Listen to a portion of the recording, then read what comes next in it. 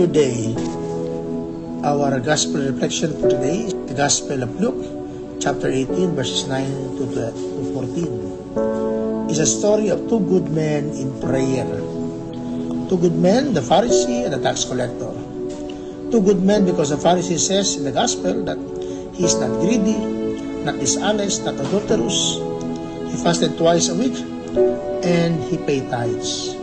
On the other hand, the tax collector is also good.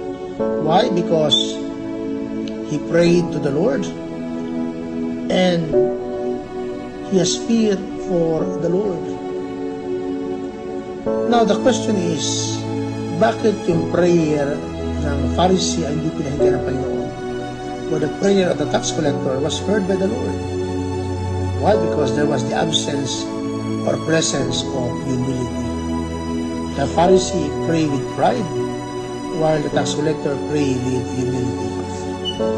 A well-known Bible scholar by the name William Barclay tells us the three secrets in praying with humility. One, it says that no one is so proud who can pray. Number two, no man who despises his fellow man can pray. And third, true prayer is setting our lives in the life of Jesus, not on another person. My dear brothers and sisters in Christ, how do you pray? Do you pray just like the Pharisee, full of pride? Or do you pray just like the tax collector, full of